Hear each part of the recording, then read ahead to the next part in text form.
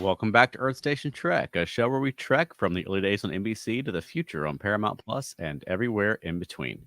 I'm Charles Oh, Kelso, and it's my privilege to introduce the Earth Station Trek crew. Alan Seiler. we're going to have to say welcome back to Earth Station Trek as soon as Keith gets here because he's gone and trying to get back in. But hi. Veronica Dashel. Hi. All right, and we're back. Keith's having some technical difficulties, so he'll be on in just a moment. But back tonight to talk about Star Trek. I'm excited. Here he is. I'm back. That was weird. All right. Did you guys have any problems, or was it just me? Nope. No, just you. And Keith Johnson. I believe I can fly. What? That's not the quote, but I couldn't remember it offhand. Awesome. I am All Keith right. Johnson, and I fly the ship. That's it. I fly the ship. Okay, I could have said we really move our tail for you, and you got to be an old age to know that. I think it's more meta that you forgot your quote. That's perfect. Good point. Yes. All right. Before we get into this week's episode of Strange New Worlds, Keith, do you have some This Week in Trek this week? Yeah, this is interesting. Looking up the history, this all became. Wait. Hold on 1 second. Elaine wants to know, did you hear any ringing in your ears, Keith? Elaine, this is funny. I have had tinnitus for 40 years. Oh, yeah, me too. So I have a ringing in my ears all the time. I know, right? And Yeah, I'm constantly missing time and losing memory. which is pretty wild. The history this week, as I looked it up, it became kind of a meme or a theme with iconic and well-known shows. So this is interesting. Let's jump into this. This is kind of interesting. On the 2nd of July, 1968, was delivered the final draft for an episode that somebody on the show thought it was a good deal because they were friends with a super famous lawyer back in the day. You guys may know who that was. He was known as the world's most famous Melvin Belly, the most famous ambulance chaser of the day. Right. The episode became infamous as some considered the worst episode of all the franchise. That was And the Children Shall Lead, with Melvin Belly playing Gorgon. Yeah. Oh, I see the connection now. I was like, I don't know where this is going. Yeah, literally one of the worst episodes. I think I haven't watched that episode in 20 years, and that tells you how bad a Star Trek episode is. And that's true, Keith, because you watch some Star Trek, and if you haven't watched it, yeah, I just can't do it. It's just horrible. And it turns out one of the things I found in the back and behind the scenes stuff was when Melvin Belli showed up, they would ask him things like, "Okay, you ready?" And he would do his lines, and they'd say, "Melvin, did you read the script?" He honestly didn't know that he was supposed to run his lines before he got to set. So he didn't come with his script memorized. Yes. That may help that he had a horrible, horrible delivery. He didn't have great material, to be fair. This is true. That is an awful episode. Well, I was listening to another thing that talked about the Gorgon, and it's very interesting. He could be considered one of those class of non-corporeal entities that Star Trek is famous for, that live on emotions and so forth, like the Wolf in the Fold and Day of the Dove entities. Sure. I thought that was interesting. But that's the only good thing I can say about that episode. Then, 20 years later, same date, 2nd of July, 1987, another episode that is famous or infamous for the wrong reason. The TNG episode, it was really important to me. And when it was done, it was like, holy crap. The first episode to show an entire planet of Black people. Oh, unfortunately, yes, there you go. Alan knows what I'm talking about. Wow. Unfortunately, they look like some bad characters from Arabian Nights. That is code of honor. Dude, this is turning into the episodes we wish we could forget. Yes. Can I please have some ringing in my ears now? Yeah, for those who don't remember, this is the episode where they go down to a planet of basically Black people who dress like some kind of caricature of Middle Eastern Arabian folks. They can make a vaccine, says the guy who sounds like what was it? The 7-Up man. Exactly. I thought it was the same dude. Yes. At that time. And that's what I thought too, because he has that kind of voice. It comes off as incredibly stereotyped for a whole bunch of different races. And Jonathan Frakes, it's to Jonathan Frakes what Move Along Home is to Avery Brooks. When you bring it up with Jonathan Frakes, he literally says that racist piece of SHIT. And that's pretty much all he'll say about the episode. Yeah. Another infamous. Then 3 years later, 1990, 2nd of July, 1990. Now we're getting some good stuff. Another iconic show, though. The final draft was delivered for the Best of Both Worlds Part 2. Okay. Looking up. Now we're cooking. That's quite a jump. Yes. Right. And the interesting thing about this is that we discussed recently, and people know, is there was some real doubt if Patrick Stewart was coming back. He was in the middle of contract negotiations. It was a summer hiatus, and so they had to write some scripts and craft for Picard dying at the hands of the board. The famous Mr. Warfire could have killed Picard. They had to decide if that was going to be it, or they had to decide how he was going to come back. Right. As big a problem with Picard, how to handle him, the showrunners said, we painted ourselves into a corner. When they looked at the first episode, they're like, holy crap, we've made the Borg too powerful. How do we get out of this? Right. Yeah. So, I remember they did at some the time. I remember at the time them saying, and this was in like an interview in Uh-huh. Starlog or something. Them saying, Right. we wrote part 1 and we wrote our cliffhanger, and then we went away for the summer with no idea how we were going to write part 2. And Yes. part of that was whatever was going to happen with Patrick Stewart, but they didn't Yeah. say that at the time. Yeah, absolutely. I don't love the ending where he put him to sleep, but there's some good stuff in there. Sleep. It's not my favorite. It's not my favorite scene, but still good. And of course, the board become iconic. A couple of more, jumping all the way up to 1965. 3 things again on the 8th of July. 1965 was the first draft, or the final. Excuse me. The final draft was submitted for the episode Where No Man Has Gone Before.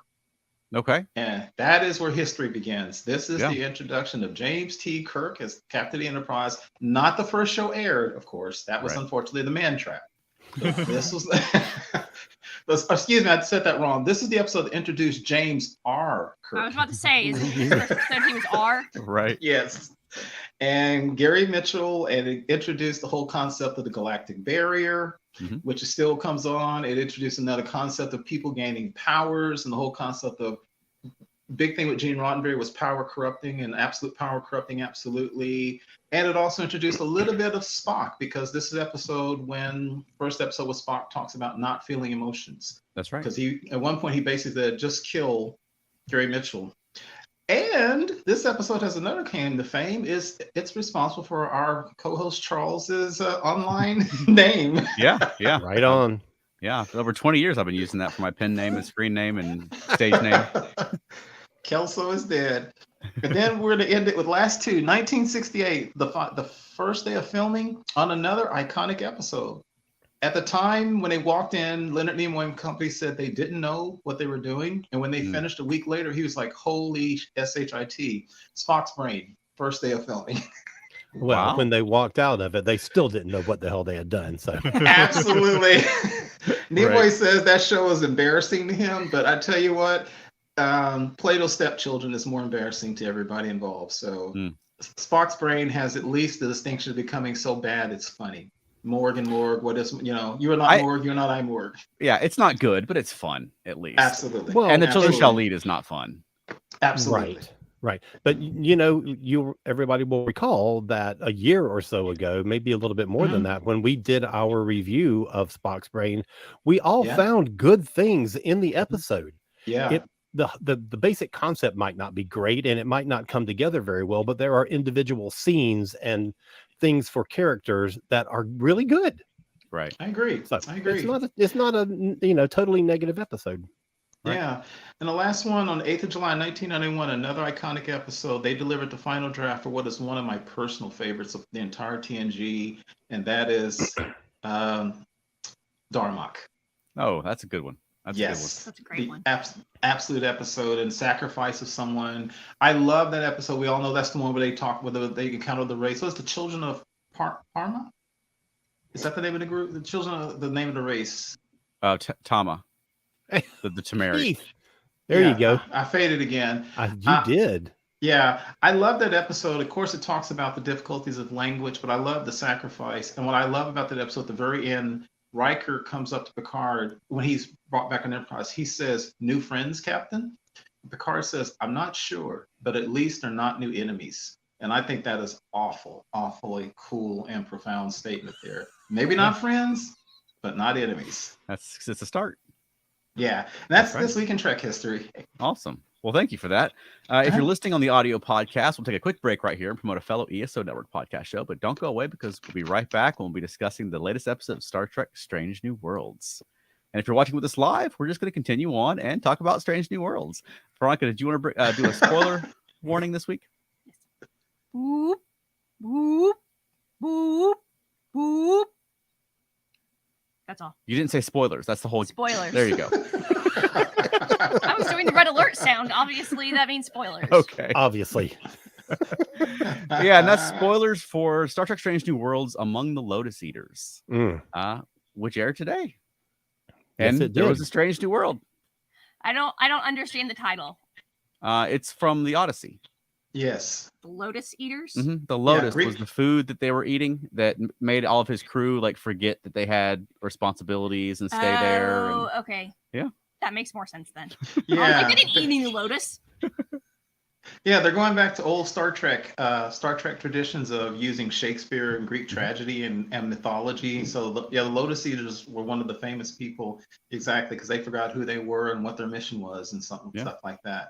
Yeah. We've had a good string of titles. We had the Latin title episode, we had a Shakespeare title episode, and now we've got a mythology title episode. So we're on a roll. Right.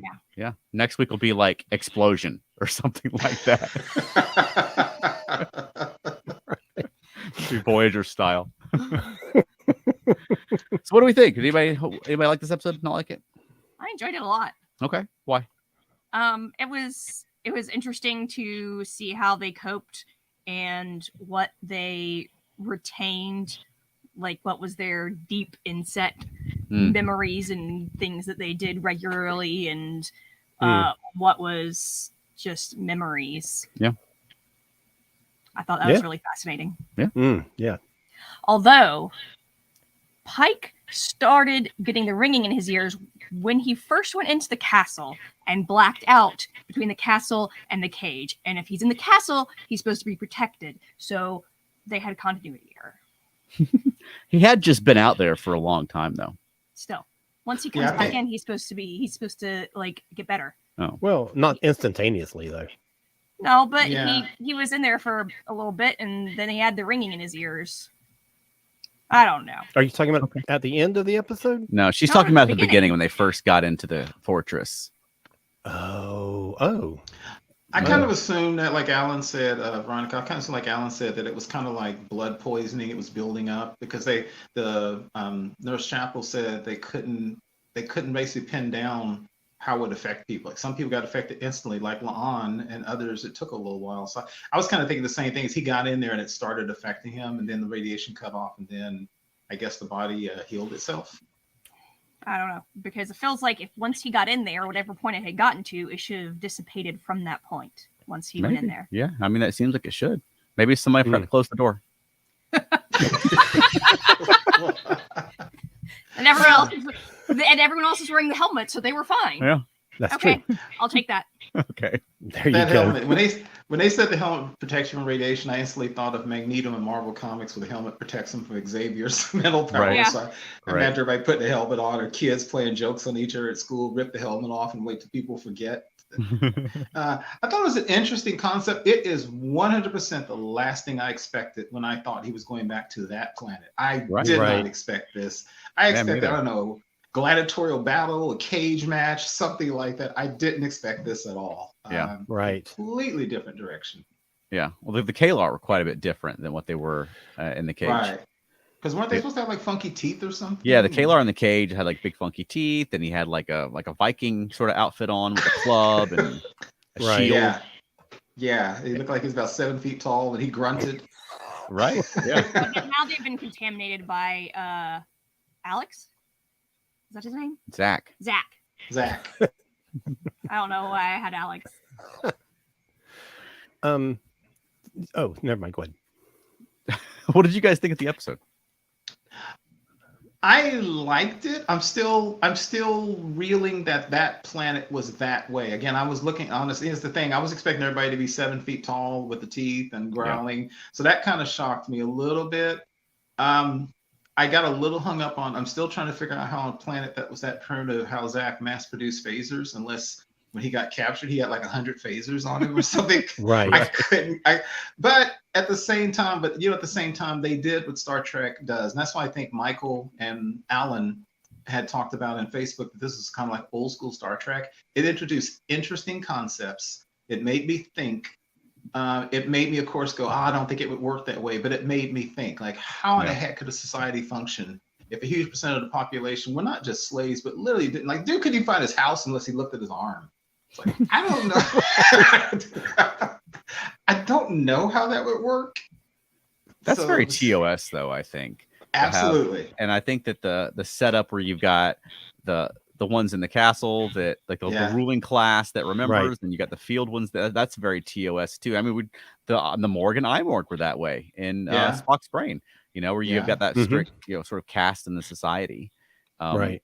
And I really like that it was just like a Star Trek adventure, and it's a Star Trek planet with a moral, and you learn about the characters. And I also really like that we're going back to Rigel 7, and it's the planet that we know about where Pike had, the very traumatic landing party mission. I'm like Keith. I don't know if I'm 100% on them being the same planet. Yeah. Right. Because they're playing pretty fast and loose with what little we know of Rigel 7. Yeah. Like the fortress didn't look anything like the fortress and that sort of thing, Right. Right. I had a problem with that part of it. I want to go ahead. I didn't remember it well enough to compare the two. Yeah. But my vague memory of him running around, it looked like that hall that they were in to me. Okay. From my very vague memory, which, as you all know, is terrible. Well, the outside was the same building they later used for Flint's castle, Veronica, and Requiem for Methuselah. Yeah, I don't remember that. Not if you watch it now. Yeah, good point. Right. All right, we got some comments. Yes. Matt Sweatman says, I think the moral of the episode was living in the moment and how this encouraged Pike to repair his relationship with Batel. Mm-hmm. And then Michael Phillips has 3 comments here, and I'll talk about that after we get to them. He says his memory was wiped once. Oh, never mind. Sorry. His memory was wiped once he came out, but it was wiped out back to the moment where the shot was cut. That's going back to what Veronica was saying earlier. Since it's from his POV, the cut is where his memory ends. And then about the episode, he says, I was mesmerized by this episode. I loved it. It's exactly what I want from Strange New Worlds. No more fan nostalgia, Picard season 3 style. Yeah. And on that point, I just want to say that I really loved this episode, and I understand the kind of odd depiction of the people that we think we're going to be seeing when we get to this planet. But here's the thing, and this is basically what Michael Phillips said in when he posted about it earlier today. This is them telling a good story that just happens to fill in a blank or expand upon something that we previously knew a little reference to, but it's not like they're not doing it in a way where it's like, look at us, we're connecting dots for you, aren't we amazing? It's like this story could have worked beautifully if it wasn't Rigel 7. You know what I mean? It didn't rely on that. It's not the same kind of approach as shoehorning Kirk and Khan into an episode. Right. This, it's not like an excuse to have a Kirk episode this season.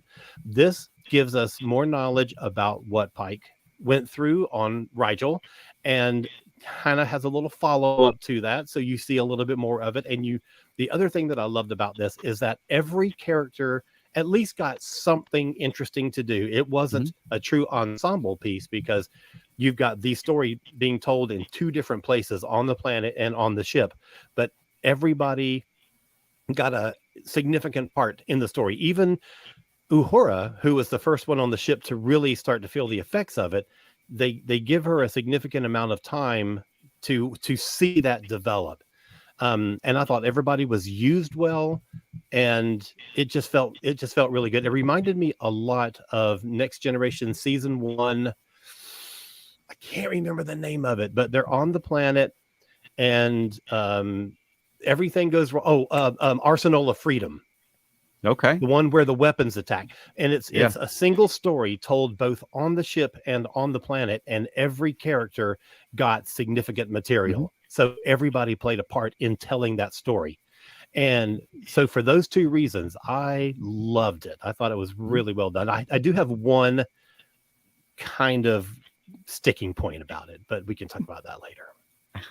Well, go ahead with your sticking point. Well, okay, I've got a couple of sticking points. The big one for me, is that when Jess Bush's character, whatever the hell her name is, Chapel.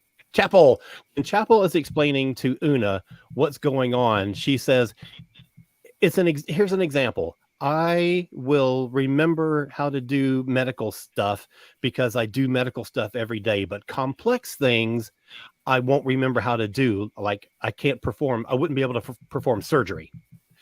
At the end of the episode, it seems to me like the maneuvers that Ortegas is pulling off is the piloting equivalent of surgery. She's doing complex maneuvers that I don't think we've ever seen her do before. So I don't know, it just seemed like that didn't fit with with the explanation that we were given earlier in the episode. Sure, yeah. I agree. I agree. You hear people talk about this all the time, Alan, in real life. You hear athletes and stuff talk about this. They call it muscle memory. I sometimes don't know how much muscle memory really works. To like you're saying. I mean, there's some things that may be natural. I don't know. And I think we've all seen a billion movies and TV shows about somebody who has amnesia and the person doesn't know who they are. Like they take out a whole room of people because they're a deadly assassin. So somehow those skills remain. But I thought the same thing as you. It was even one thing if she was kind of sort of dodging. When she got really cool with the double phaser barrage and then flipped the ship over. Wow, she's really good. Right. Yeah. Now, to play devil's advocate, though, I mean, Chapel had been studying this for like half an hour at that point. I know. I'm aware, but still, it just seemed like I loved the scene where, okay, first of all, I love that whole sequence at the end with Ortegas, where she is like, starts to freak out and she's like, I have got to get out of here because I got to get somewhere safe. And she walks out of the turbo lift and everybody is just walking around like in a daze.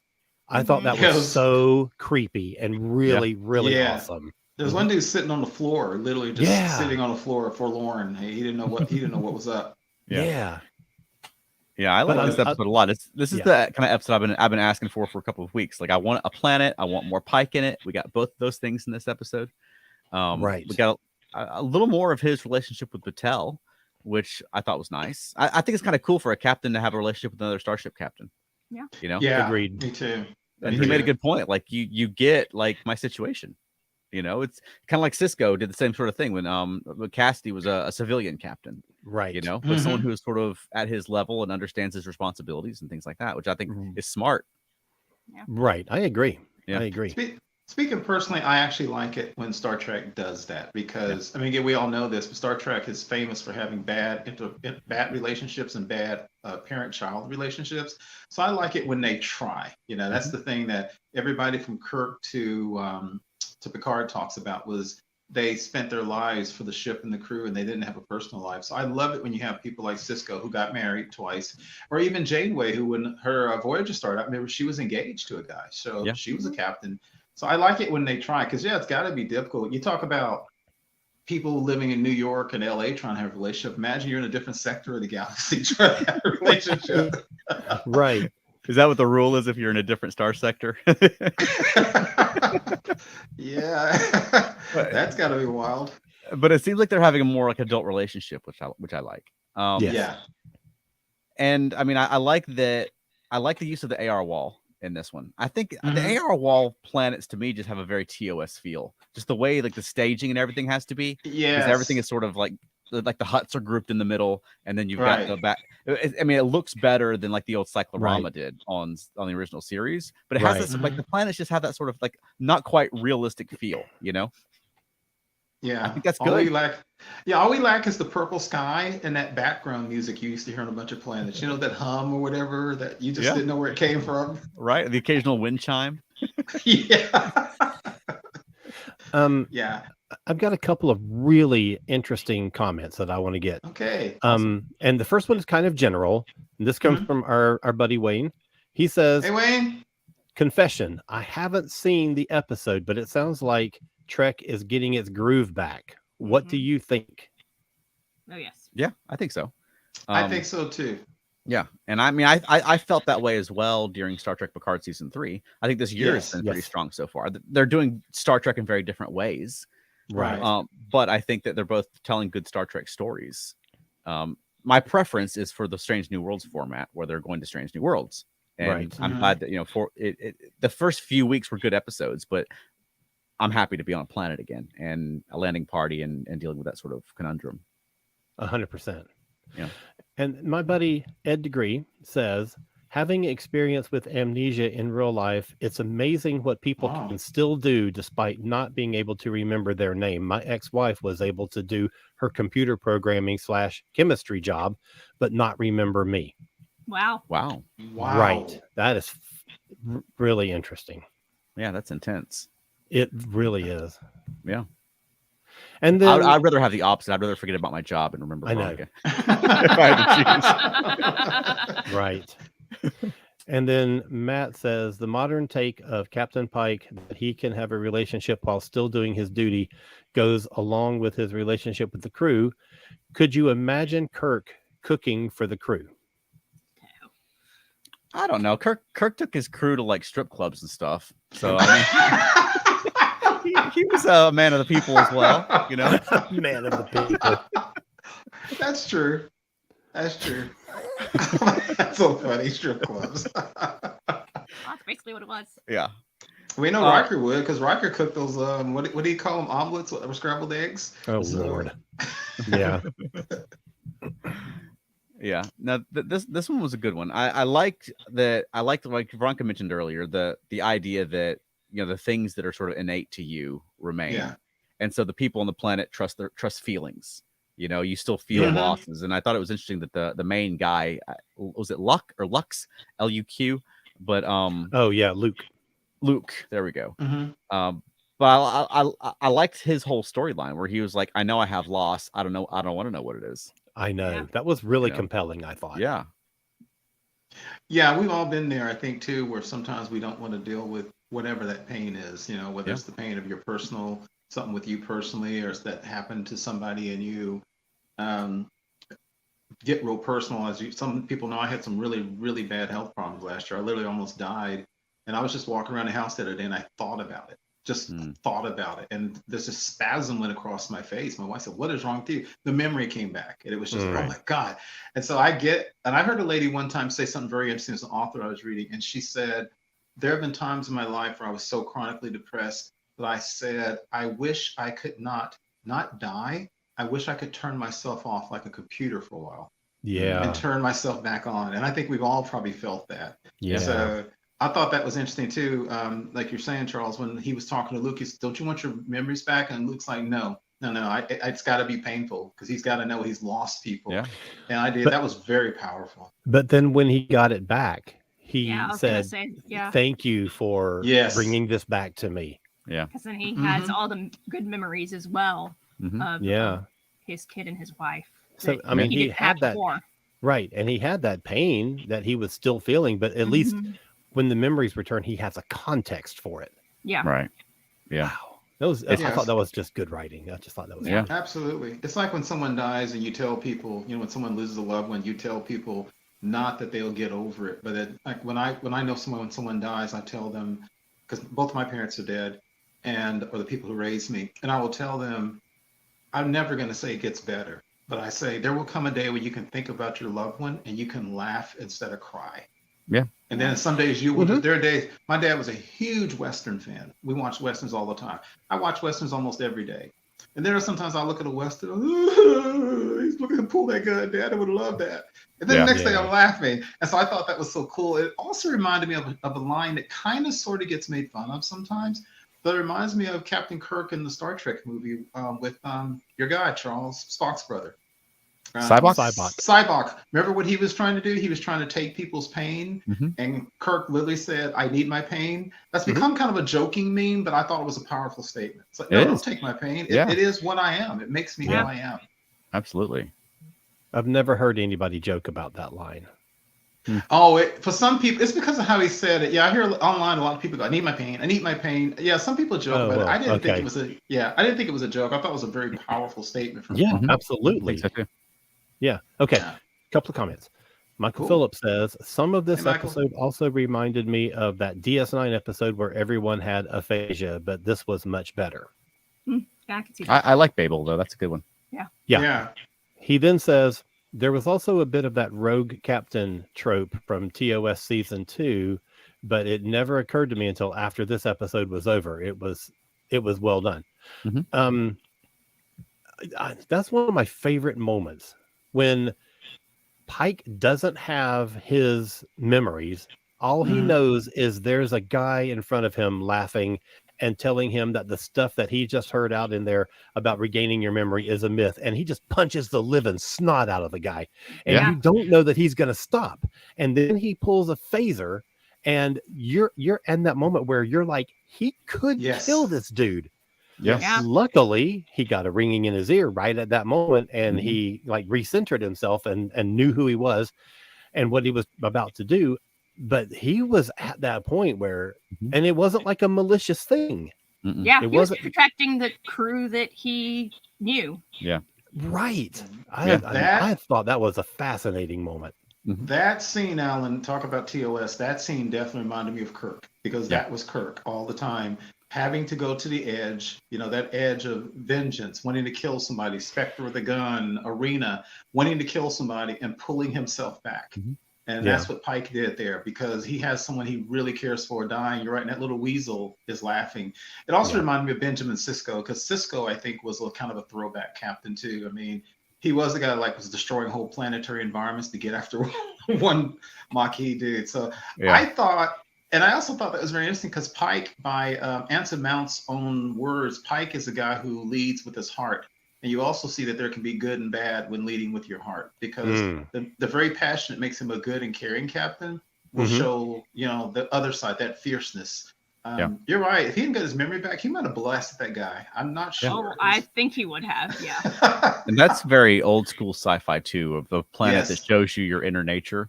Like TOS did the sort of thing with the enemy within, or very Twilight Zone-y, Right. Right. But I think that's great.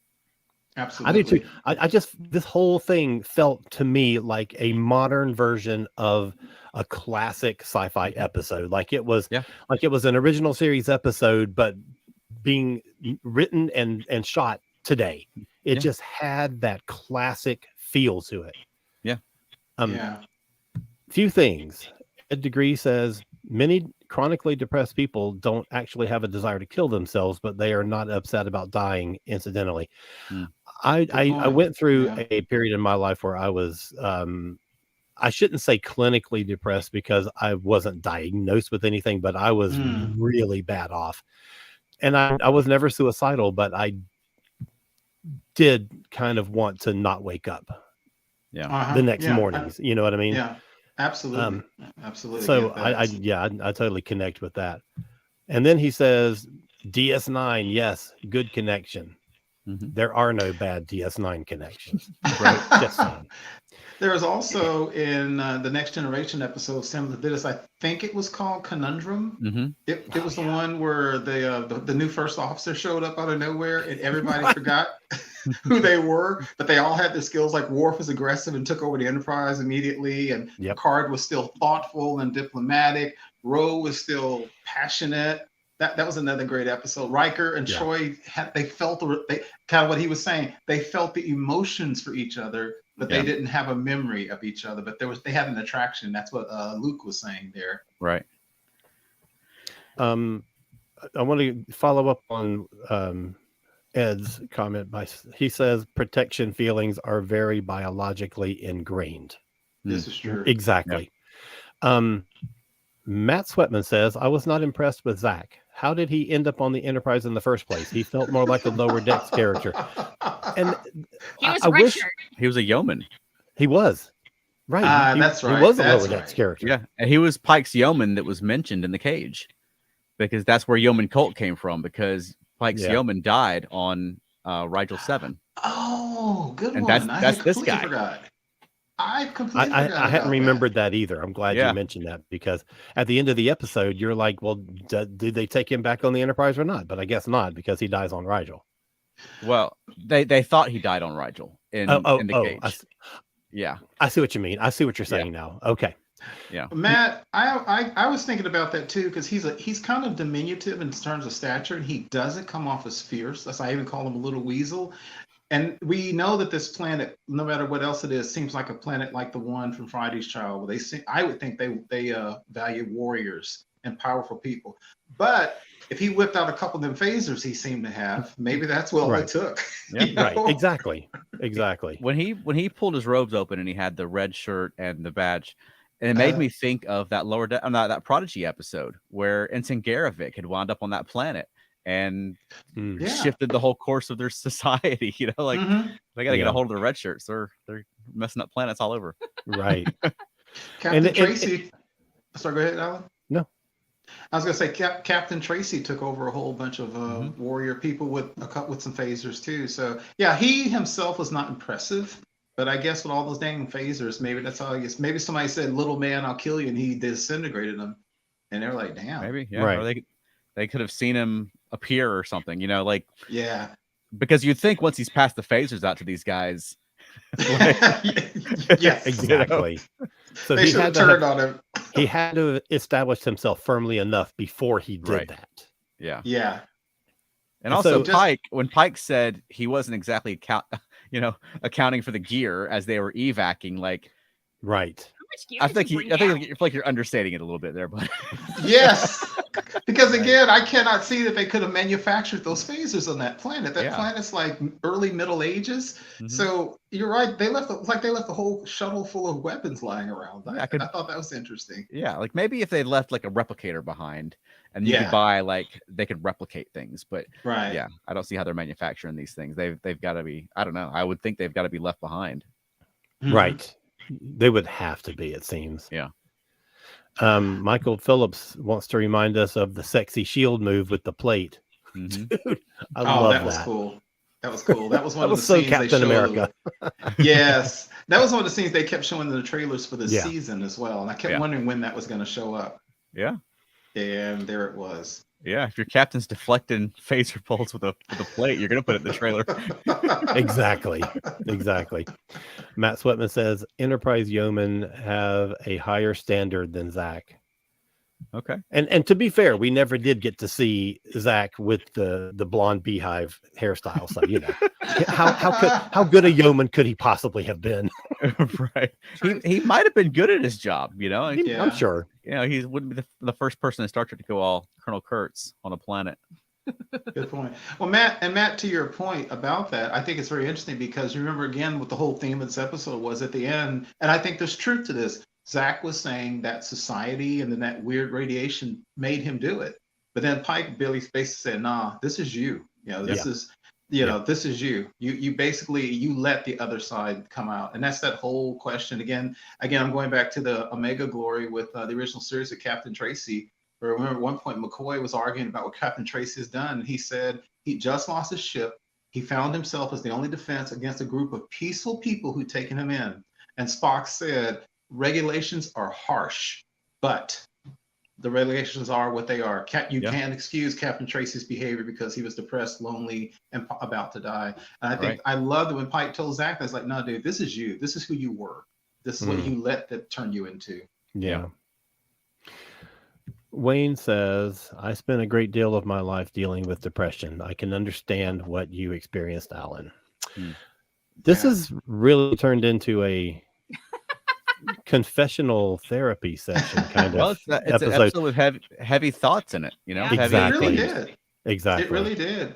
And speaking of heavy thoughts, I've seen a lot of people, not in our group, but a lot of people saying they don't like the Doctor, Mabinga, whatever this is. Yeah. I am intrigued by what is going on with this past, because think about this, when he himself said, you outfit a landing party, not with the Doctor because he's a doctor, but also because he can kick ass. I mean, he literally said that. What doctor doesn't want to be chosen because he can fight? I gotta say, I'm finding him far more compelling this year than last year when they spent the entire season with him like worrying about his daughter and then just shipping her off with a sentient supernova or whatever that nonsense was. Right. Yeah, I like Agreed. Mbenga a lot more this year so far. Yeah. I too. I am I very wish he curious. could talk in something other than a whisper. I've heard He's people cool, say that. man. He's cool. He can pull it off. I guess. Ed Degree says conquistadors defeated nations because of having guns and fear as a powerful tool. Mhm. Trek loves to give us "come on" moments, like where did all those phasers come from? Yeah. And disease too. Let's not forget you, disease. right, Sorry. and when you're talking about Zach not being impressive, neither was fucking Hitler. Yeah. But look what he was able to pull off. Yeah. So it's like or Charlie Manson. Like it's Yeah. about getting the followers, exactly. Yeah. Michael Phillips loves Dr. Mbenga. Awesome. And Matt Switman says, one of the strengths of this show is its emotional intelligence. It really works as a form of therapy. Okay. I love that sentiment. Yeah, absolutely. That's one thing I love about Star Trek in general is that it could just drop an episode that has like really like thoughtful, interesting things. Yeah. Where you have a conversation like this afterwards, Exactly. I think for me personally, I liked it. One of the things I liked about it is maybe because I'm old school, I prefer Star Trek characters to be more well-rounded. It's well known that Gene Roddenberry had felt by Picard's time that humans would literally have changed, that didn't have all these fierce emotions. I like it much more when you see someone like Pike, who's always cool and calm, but you see that other side in him. And Mbenga, the same thing with him. I also find it interesting that La'an, I was indifferent with her in the first season because I thought she was going to become kind of a stereotype, the stoic, whatever. I am loving that character and that actress. Mm-hmm. Awesome. It's like they did a slight tweak, and I like her. She's much more well-rounded now. It's amazing. Yeah. And that's what you should do as shows go along. Yeah. Find the elements of the performance that are working and build upon those things. Right. I liked her a lot this week. Yeah, me too. I have a question, real quick. I guess it makes sense, but I just always wonder. So they had this battle on the planet that lasted 4 hours when Pike was there. Is the idea and the thought that you don't come back, like even to retrieve the bodies of the dead? Because he said he thought several people died. I guess, is it because of the Prime Directive? They just assume that the locals would just kill their people and bury them or whatever? I mean, would you not go back and try to get those bodies? Well, the explanation in this episode was that they had to like beeline it for the Vega colony because Spock was bleeding out. I don't know why. I guess the sick bay on the ship was insufficient. I mean, in the cage, they were also going to the Vega colony to tend to the sick and injured. But in that episode, like they got pinned in the fortress by one Kalar that attacked them, and they had to get out of there because they were injured. But in that episode, it didn't seem like Spock was bleeding out in the cage. He had a limp and a bandage, but it didn't seem like he wasn't in like the ICU or anything like that. So I think, they're giving us a little bit of a different version of what happened in Ride 7 this time. Right. But they stuck with just the three, two people that died plus the yeoman. Yeah. So I guess in real life, would they never even send another ship later, even a year later, to try to recover the bodies, or would you just deem it not worth trying to go back and because of, I guess, contamination and going through that again? Well, it seemed like they had trouble with the atmosphere and stuff like that. So they were just sending someone by to like take photos from a distance. Yeah. Got it. And then they saw that big, what's it, the Delta shield? And they're like, hey, check this out. Yeah, Something's that ain't good. going on. Yeah. That's not good at all. Somebody's in trouble. Right. Michael Phillips says, speaking of lighter thoughts, what about that cinematography? Absolutely beautiful lighting on that planet. I'm so impressed with the fact that they have the budget now that they can do location shooting on other planets. It just blows me away. I think they're getting really good results from that AR wall. Yeah. Oh, I agree. Like, it lights the scene as well as just being a backdrop. So you get all the ambient lighting and stuff like that. It was beautiful. Absolutely. I thought that planet looked great. And like I said before, it felt very Star Trek-y because it doesn't feel like you're just out in the woods somewhere or on location somewhere. You feel like you're on a planet, Yeah. That AR wall is like the best investment they ever made. Yeah, for sure. That's that sequence where the shuttle is flying to the planet and lands on the surface was so well done. Yeah. Man, I Yeah, love there were some really good shots flying through the debris field as well. That's true. Yeah. Yeah. So, okay, Also- let me just ask a question about pilots. We are on the verge. I mean, we have some models now that are self-driving cars. Yeah. How do we not be able to have the computer make adjustments with its computer brain being faster than a human reflex, pilot itself through a minefield? Yeah. Van- Vandy Beth I mean- Glenn started a Yes. discussion about this in our Facebook group just today. Yes. Oh, did Oh, she? Yes. Yes. Oh, Yes. But yeah, it does seem like the ship would know that the ship can fly itself out of there. Yeah. You know, they've got cars now that I mean, they've got self-driving ones too, but they have ones that are out in the wild that can parallel park themselves. yes, exactly. You know, Exactly. so Yeah. you think you could hit the like escape from asteroid field button and it would take you out of there. Right. So I feel like that they've had AI automobiles and they realized how much of a terrible idea it is, and that's why they have humans piloting the ship. They never drove into Atlanta with a bunch of humans. Actually, I agree. And in the Facebook posting when Vandy Beth brought that up, it's funny. I put the same thing in my notes, which was, well, you know, in real life, centuries hence, they would have the computer do that, but you have to do it because of the show. And I think Michael answered that too. It just makes it more, exciting or more engaging to have a human pilot. Sure. To what Veronica said, in universe, you could say they have the same aversion to complete AI control Mhm. that they have to genetics because M5, anyone? Right. Nomad, anyone? Right. You know, there's Yeah, they've that's true. they've had enough things where they're like, I don't know about that. Even in the TNG episode Booby Trap, the one with Jordy and Leah Brahms, the computer kept saying it was a 50-50 chance of surviving the trip out of the asteroid field. And Jordy literally said, but a computer can't make up basically for human ingenuity, human spirit, the human desire to live. Well, okay, that's true, but it can make calculations and course corrections Right. faster than a human can. Absolutely. I agree with Anyway, you. it's not a thing that bothers me that much. It's just something Mhm. that I thought about when she was on, sitting in her room on the floor, make it stop. And the computer says, would you like to enter a course correction? And I thought, well, why don't you just tell it, navigate through the rocks and don't let them hit us? Right. Right. Yeah, you would think it'd be able to do that. Yeah. Yeah, I think in real That's life not that's as the cool case. as I am Ortegas and I fly the ship. And I totally agree with over you. and over again. I totally agree with you. And I don't want to take anything away from Melissa Navia, who I thought was phenomenal in this episode, and Yes. and that great character moment, because we haven't gotten that many good character moments for Ortegas. We've had like some light flyby kind of moments, Yeah. to use pilot terms, but nothing substantial. And I'm still waiting for a substantial Ortegas episode. And this was Right. more than we've gotten in the past. Yeah. Okay. Bunch of comments. All right. Ed Degree says, I think the Prime Directive is used differently in this series, not as stringent on cultural contamination. To answer that real quickly, I did write in my notes, and I did have a question about this. This was a throwback. I personally think Pike should have contacted Starfleet before he did what he did, because if a whole bunch of people get their memories back and they realize what the people in the castle did, they're all dead. This is one of those. There used to be the joke about the original series that Kirk's Enterprise didn't have a rear view mirror. You know, he'd kill Vol, he'd get rid of Landru, and he's like, okay, next planet. And behind him, there's jokes like you'll see like nuclear mushroom clouds or something, right?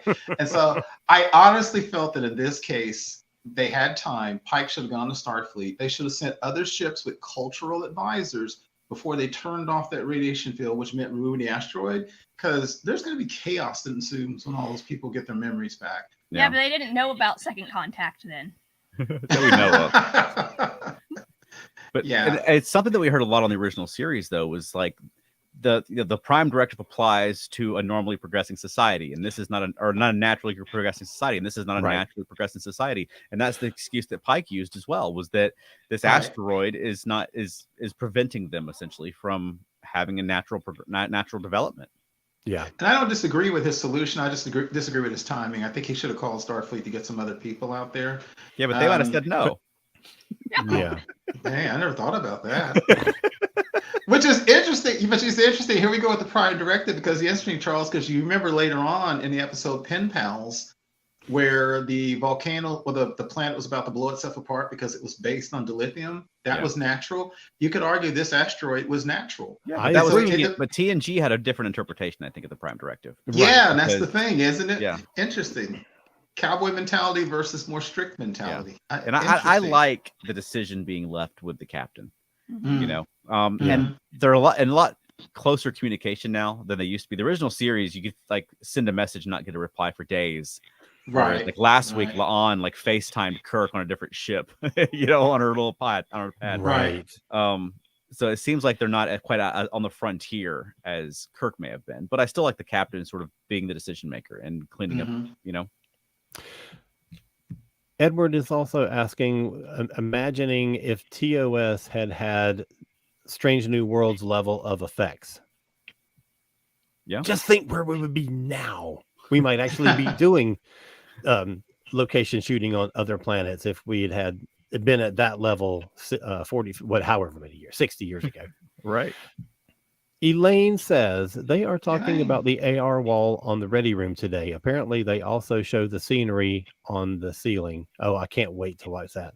I'm so behind on Ready Room, and I don't know. Yeah. But I will watch this one if it's got a segment on the AR wall. I'm excited about that. Yeah, I know they also use the different panels to like have the ambient light and have you know the reflections and things like that. She then says, then there wouldn't be a cool storyline for Ortega. So that's obviously a response to some other comment, but I don't know. Probably about the AI driving. Oh, about of course. Yeah, right. Ed Degree recommends Jack Campbell's Lost Fleet book series, and it addresses high-speed maneuvers being handled by computers due to humans not being able to handle it. But yes, Trek needs the human screen time. Exactly. Yeah, I mean, absolutely. Trek is a human story. Right. So, you know, you can quibble about the science or the technology all you want, but it still comes down to telling human stories. Yeah.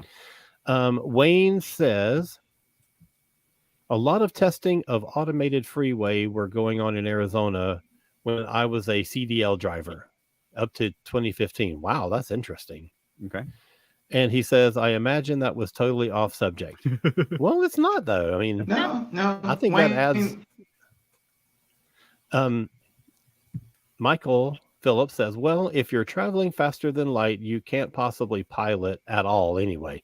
You'd have to be prescient because by the time you see something, it's already hit you. Sure. But they also weren't at light speed when they were in the the asteroid field. Right. So, full impulse is 20 to 25% of the speed of light. And they weren't going that fast. You're right, Alan, because that was like a Star Wars asteroid field. Yeah, that's true. Matt Sweatman says, I think while Lower Decks has made the idea of a second contact a joke, but the need to revisit these worlds and clean up after our first contact heroes have done their thing seems very important. Absolutely. Yes. Every now and then, the original series, Kirk would talk about they left like one dude behind. I think in Return of the Archons with Landru, they left one dude behind, and then later on he was calling the ship and he was real happy. He's like, hey, we had a fist fight today. And Kirk's like, cool, they're back to normal. Spock's like, oh, great. Our friend Bill Lamond is watching, and he asks what Ready Room is. Well, that is an after show hosted by Will Wheaton. It's also on Paramount Plus, and you can find it. The episodes are listed as an extra for every episode of whatever other series they're actually talking about. So when you go on Paramount Plus to this week's episode of Strange New Worlds, one of the extras is the episode of Ready Room. And I freaking wish that they would just give it its own tab, make it its own thing. Yes. Rather than every episode being a bonus for something else. Right. And if you don't have Paramount Plus, it's also available for free on YouTube and Facebook. That's true. Okay. Matt Sweatman says, it's the discussion companion show hosted by Will Wheaton. This is obviously him commenting on Facebook in response to Bill Lamond's comment. Right. So thanks for chiming in, Matt. And then Michael says they also don't deal with time dilation at sublight speeds. Yep. I have a response to that real quick because I thought about this a lot. They don't travel at sublight enough for time dilation to make a big deal. They mostly travel at warp. And when you're traveling at warp, time dilation only comes into play if you travel across the fabric of the universe. That's where time dilation comes in. Warp, you travel with the fabric of the universe. Therefore, you don't have time dilation. Mm-hmm. So unless they spend months and months and months at sublight, the time dilation they experience will be negligible. That's why there's not much time dilation that's going on. Yeah. And that's how warp works, because you can't travel faster than light normally, but space itself can travel faster than light. And the warp actually makes space travel faster than light, and it carries you with it. Therefore, you don't have time dilation. That's why. I tell you, we have gone from mental illness to discussing warp theory in a single show. This is amazing. Yeah. Well, I've got a couple of super nerdy nitpicks real quick. So, go for it. Let's do it. All right. I wanted to get these in there. So, when they show the crew that died, and he freezes. We lost you, Alan. I'm sorry, Charles. Did I freeze? Am I frozen right now? No, your pictures. There you go. You're back. So when they show the photos of the crew who died at Rigel 7 5 years ago, and when Zach shows his uniform, it's the current Strange New Worlds uniform, and not the Discovery styled uniform or the Cage style uniform. Oh, so you're right. Yeah, I want my Cage uniforms. They're great. Right. Yeah, why not just do the Cage uniform if it's for a photo? I don't see why. Just give somebody a turtleneck. And then I had one more super nerdy nitpick. You guys hearing me? Yes. Go ahead. All right. But now I forgot what it was because I got distracted. He forgot. While you're thinking of it, Matt Swetman says super nerdy nitpick should be a new segment. Yeah, for sure. I love it. I love it. I love it. I could probably do that every week. Yeah. Charles, while you think about it real quick, I had one question I was truly confused on. And also interesting is Ortega's had a log. It's often rare that you have anybody other than the captain get a log, which I thought was cool. But I thought she said that the debris field was emitting the radiation from the asteroid breakup. But then they hauled off one asteroid as if that was the radiation source. I think that whole field. I think the field was causing it, but the one that crashed on the planet was causing it on the planet. Yeah, was my understanding. Yes. So what did they drag away? Because she said Spock hid behind the debris field because he thought the debris field blocked the radiation from the planet, but it turned out the debris field was the source of the radiation. Right. They pulled away the one that had crashed onto the planet. And so the debris field in space doesn't have radiation? It does. It does, but it doesn't affect the planet. The one because of distance. Gotcha. There you go. Thank you. Bam! I got it. Okay, I was getting a little lost in that. Thank you. Oh, by the way, that was talk about effects. That was a really cool effect with those robo droids, and then they transferred. You saw the ship's tractor beam come down at a different angle. That was pretty sweet. I like that. Yeah, that was good. Think of it, Charles. Not yet. Oh, go ahead. Okay. Well, let's see. Bill Lamont has found Ready Room on YouTube, which is exciting. Awesome. And he loves Earth Station Trek. But before he works in another after show, he needs to watch Strange New Worlds. That is correct. I think you'll enjoy it. It's a phenomenal show. Mm-hmm. Agreed. Okay. I think there was one more somewhere that I missed. Oh, another Ed Degree. In many books, the Star Trek Diplomatic Corps has the primary mission of second contact in relation to exploration. Okay. That makes sense. That would have to make sense. You know, if that with a diplomatic corps like that, they would need an entire staff assigned to Kirk. Seriously, just for Kirk. I thought you meant for each planet that's contacted. Well, I mean, they'd have to have a whole group that's just assigned to James Kirk's missions. Like, what did he do this week? Here we go. In general. Judging by Pike in April, it sounds like Kirk's not unusual. Yeah, this is true. Yeah. Right. All right. You guys ready to wrap it up? Sure. No, Alan, you haven't got your last. I know. I lost it. I forgot. That's I had a ringing in my ears, and then it was gone. You got to put a helmet on. Right. All right, Alan. Where can people find more of you? Okay. Well, I would suggest going to cosmiccreative.com, KOZMIC creative.com, and you will find a list of books I've written, books I've published from other authors, and the podcasts that I do, one of which is Modern Musicology, which is a weekly music show that's just done its 76th episode. Nice. With an interview with a guy called Tommy Stinson, who is best known from The Replacements, spent some time in Soul Sonic, spent some time in Guns N' Roses, and has some solo stuff out. Wow. Yeah. And then I also have Doctor Who A to Z, which is a darn good Doctor Who review podcast. So go check those things out. I would appreciate it. And how about you, Keith? You can find me on Instagram and Twitter and Twitter. I don't use it much, especially now. And Facebook, especially the ESO Network Facebook groups. And quick shout out to Michael Phillips. Michael, if you want to talk about time dilation and stuff, relativity theory is a favorite of mine. So hit us up on the Earth Station track and we can talk about that all night long. It won't be long, and Keith will be saying, you can find me on Facebook and Instagram and Thread. Yes. or Blue Sky. Yes. I don't know which way to go now. Yeah, well, we got to talk about that too. All right. And how about you, Veronica? Or how about us? Easy.com. And He's forgotten who you are, Veronica. He's forgotten that we do these things together. Cultnerd.com and Monkeying Around, a podcast about the monkeys. Yep. And then I remember my other thing. Yes. Does it bother Yay! anybody else that Ortega's a pilot and it's not a helmsman anymore? When did it become pilot? Has it ever been pilot before now? They keep jumping around because Travis Mayweather was the only person at the con in Enterprise, and actually so was Tom Paris in Voyager. Yeah, but they did they jump call them back and pilots? forth. Did they ever call them pilots? It seems like Call Tom Paris a pilot at some point. It seems I like think yes. they did. Yeah. Okay. All right. I mean, I guess helmsman is the position. Pilot is what you do. Maybe. All right. I don't Yeah, know. but actually, and it's interesting you made it up. I've always thought that you should really have two on a starship. You should have the pilot and the helmsman. You really should have both. Because Ortega's also fired the phasers while she was getting in, but I guess nobody else knew how to fire the phasers, so I guess that made sense. All right. Veronica, do you have a closing for us this week? I fly the podcast. There you go. Hey, great Perfect. one. I love it. That's awesome. All right. Thank you, everybody, for watching and commenting and adding to a really, really fun discussion. This was a great one.